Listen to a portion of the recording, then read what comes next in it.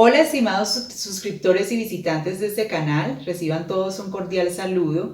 En el día de hoy vamos a hablar acerca de un tema muy importante y es sobre el diseño de redes de monitoreo hidrogeoquímico isotópico. En el video anterior hablábamos acerca de qué uso le podíamos dar a la hidrogeoquímica y la isotopía en los estudios hidrológicos e hidrogeológicos. Entonces, en ese video vamos a ver cómo diseñar esas redes de monitoreo para lograr nuestros objetivos. Entonces, lo primero que debemos tener en cuenta es que se está promoviendo de que no solo se diseñen e implementen redes de monitoreo, sino programas de monitoreo del recurso hídrico. Estos programas son muy importantes ya que integran mucho más elementos que una red de monitoreo. Entonces, estos programas inician con lo que es la definición de nuestros objetivos de monitoreo. Es decir, ¿para qué queremos monitorear? ¿Qué queremos analizar? ¿Qué queremos probar? ¿Qué queremos definir en el marco de una situación ambiental que tengamos, ¿cierto? Eso aplica para absolutamente todos los recursos hídricos. Lo segundo es efectivamente los puntos de monitoreo, que es con lo que normalmente estamos más familiarizados y constituyen esas redes de monitoreo. En tercer lugar, tenemos lo que son las variables y las frecuencias de monitoreo. Y por último, tenemos el sistema de información y todo el proceso de validación de la información en la cual van a reposar los datos que provengan de ese monitoreo. Todas esas actividades se encuentran articuladas en lo que son los protocolos de monitoreo, que generalmente son guías tanto internacionales como nacionales, que nos indican cómo debemos monitorear. Bueno, en un video anterior ya habíamos hablado de cuáles podrían ser los objetivos que podemos alcanzar utilizando la hidrogeoquímica y la isotopía.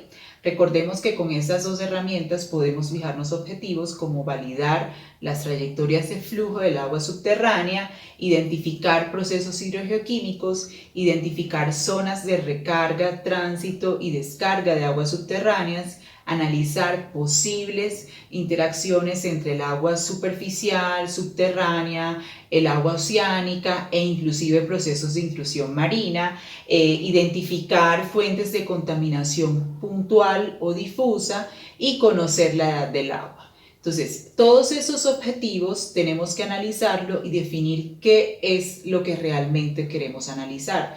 Cuando tenemos un sistema acuífero que apenas estamos estudiando, generalmente los objetivos cuando se utiliza la hidrogeoquímica y la isotopía tienen que ver con la identificación de zonas de recarga, tránsito y descarga y con la validación de las trayectorias de flujo. Por otra parte, para escoger los puntos de monitoreo y observación se parte del hecho de que nosotros tenemos un conocimiento previo acerca de nuestra zona de estudio.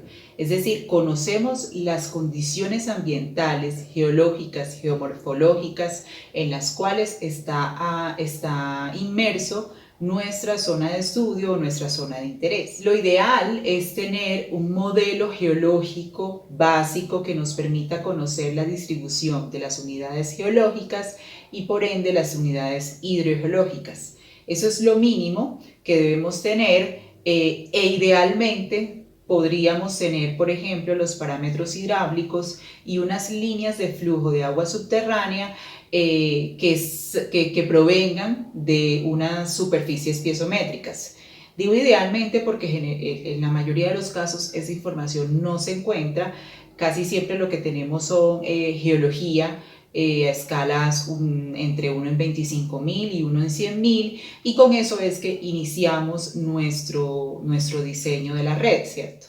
Teniendo ya esa información preliminar, pasamos a identificar cuáles son los elementos del ciclo hidrológico que están presentes en nuestra zona de estudio. Entonces, generalmente es la precipitación, el agua superficial, el agua subterránea, representadas en acuíferos libres y por lo general más cercanos a la superficie, y en acuíferos confinados, que son generalmente mucho más profundos. Si nuestros objetivos están orientados a la validación de direcciones de flujo y a la identificación de zonas de recarga, tránsito y descarga del acuífero, entonces tenemos que tener un modelo conceptual de flujo como el que mostramos en esta diapositiva. Es decir, nosotros tenemos nuestro sistema acuífero, ¿cierto? En este caso tenemos un acuífero freático o libre, el cual está cercano a la superficie, y tenemos otros acuíferos que son acuíferos confinados. Entonces, acá nuestro modelo conceptual indica que posiblemente todo esto sea una zona de recarga para el acuífero libre, ¿cierto? Y para el acuífero confinado, pues estaría recargado por medio por medio del acuífero freático. En algunas ocasiones, estos acuíferos confinados suelen aflorar en zonas más altas y más alejadas, entonces ese se constituiría una posible zona de recarga para ese acuífero confinado. Entonces, nuestras hipótesis es que acá en el acuífero libre o freático, el agua lluvia se infiltra y precipita y se infiltra sobre toda la zona de recarga, en este caso, llega a los niveles del agua subterránea y transcurre en ese sentido, la línea de flujo, ¿cierto? Esa es nuestra hipótesis. Y para el acuífero confinado, pues también tendríamos como una trayectoria de flujo en ese sentido. Es decir, eso lo tenemos que determinar cada uno de nosotros con nuestras condiciones particulares. El área de tránsito sería esta zona media de acá y el área de descarga ya es al final de esos depósitos. También es posible que pueda descargar esta agua subterránea al río. Entonces nosotros tenemos tres compartimentos, tres elementos del ciclo hidrológico que harían parte de este caso hipotético de estudio. Tenemos la precipitación como principal entrada al sistema, tenemos un acuífero libre, un acuífero confinado y tenemos el río para poder llegar a para poder analizar esos objetivos, ¿cierto? Entonces, es muy importante tener en cuenta, antes de pasar a las variables y a las frecuencias de monitoreo, es que debemos entonces medir o tomar muestras de cada acuífero. Entonces, acá tenemos los pozos, por ejemplo, representativos del acuífero libre. ¿Eso qué quiere decir? Que los filtros están localizados de tal manera que captan agua únicamente de este acuífero. Y por la parte del acuífero confinado, son pozos mucho más profundos en este caso, pero no tienen filtro en la parte superior, sino que las ranuras de esos filtros están ubicadas únicamente en esos niveles. De esta manera estamos garantizando una representatividad del agua subterránea para cada acuífero.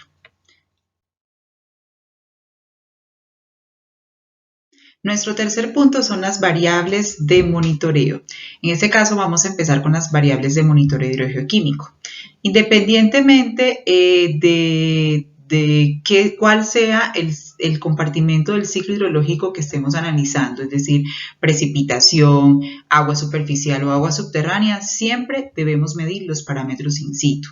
Conductividad eléctrica, sólidos disueltos totales, pH, temperatura, oxígeno disuelto, salinidad, potencial redox, son fundamentales realizar y lo ideal es que se realice inmediatamente cuando se colecte la muestra. En el caso del agua subterránea también siempre debemos medir el nivel piezométrico estático. Es una medida obligatoria cada vez que vamos a hacer un muestreo hidrogeoquímico o isotópico. Entonces, bueno, ya hablamos de que la hidrogeoquímica está condicionada a las características geológicas de la zona y las características hidrogeológicas.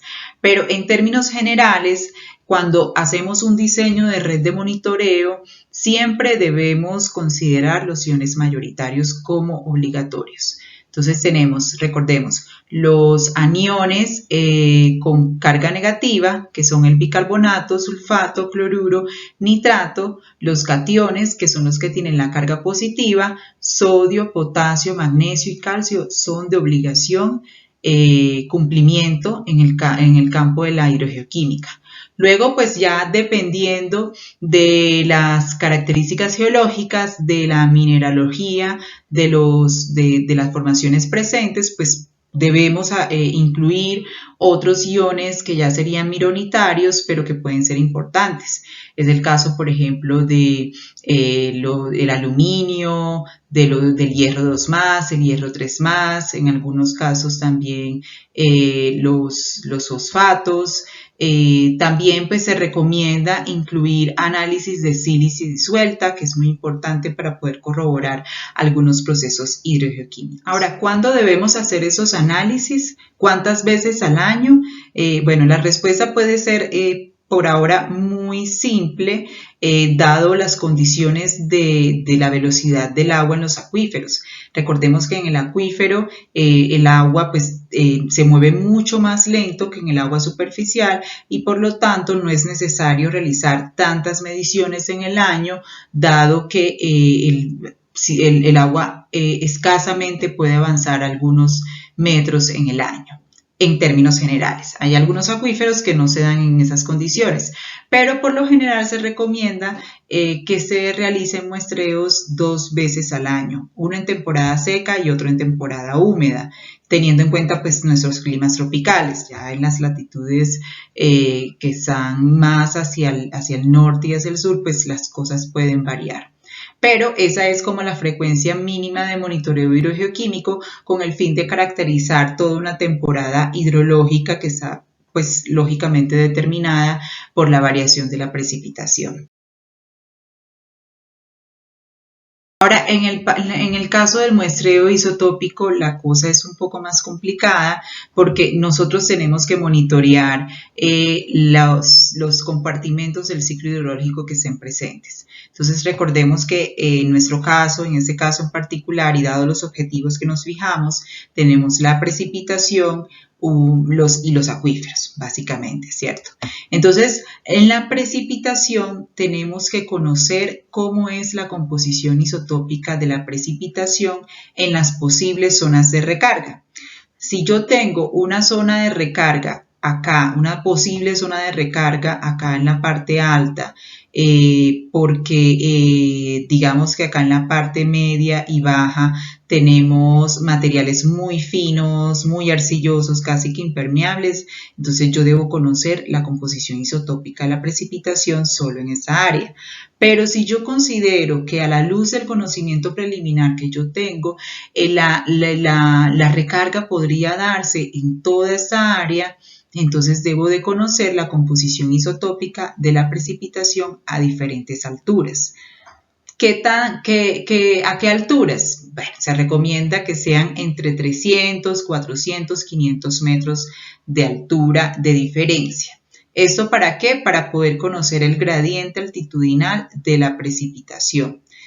Es decir, a medida que yo aumento la altitud de la que cae la precipitación, voy a tener valores más negativos del oxígeno 18 y del deuterio. Entonces, ya sabemos que debemos medir a diferentes alturas. Por ejemplo, yo acá les traigo un ejemplo de 3 colectores de agua lluvia, uno a 500 metros, otro a 1000 metros y otro finalmente a 1500 metros sobre el nivel del mar. Ahora, ¿cómo los debo medir? Bueno, esto hay muchos protocolos, sobre todo los de la Organización Internacional de Energía Atómica son muy útiles, pero en resumidas cuentas tenemos 2 formas de medir la precipitación. Hay colectores de agua lluvia que son instalados a estas alturas y esos colectores tienen la capacidad para recibir toda el agua de lluvia de un mes. Y al final, pues nosotros tomamos la muestra de acuerdo con los protocolos, una muestra representativa, ¿cierto?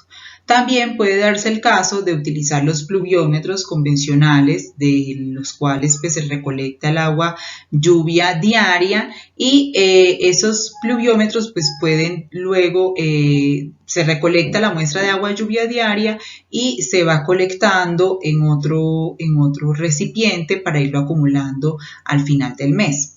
Entonces, bueno, como verán, la frecuencia de monitoreo de la precipitación es mensual y mensual durante mínimo un año hidrológico.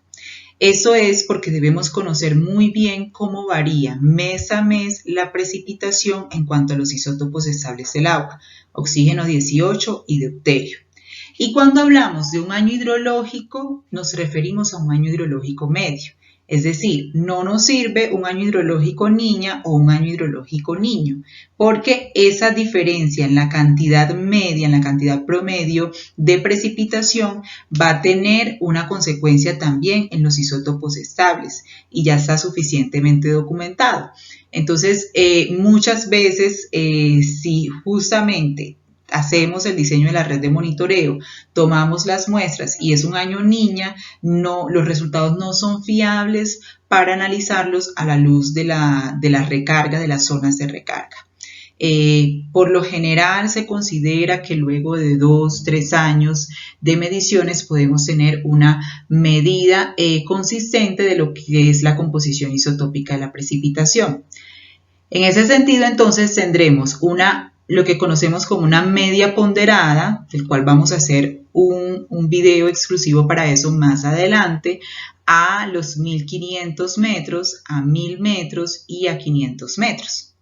Cosa de que el agua que se infiltre acá, ya voy a conocer con qué composición isotópica entra, y lo mismo para las otras alturas. Ahora, por el lado de los acuíferos, la frecuencia de monitoreo es generalmente igual que con la hidrogeoquímica, 2 veces en el año, considerando una temporada seca y una temporada lluviosa. Es exactamente lo mismo, no hay mucha diferencia. Por otra parte, si deseamos conocer o investigar acerca de las posibles conexiones que hay entre los ríos y los acuíferos, es necesario tener algunas consideraciones. Lo primero es que el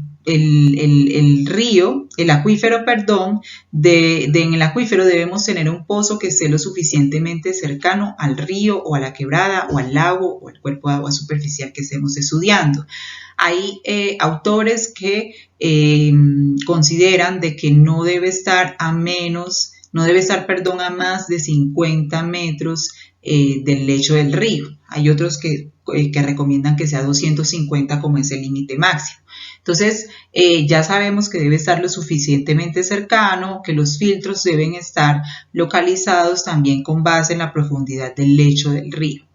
En cuanto al monitoreo, acá la cosa sí cambia, porque la composición isotópica del río va a tener en consideración la precipitación, el aporte de aguas subterráneas, la escorrentía, y pues la precipitación sí cambia mes a mes.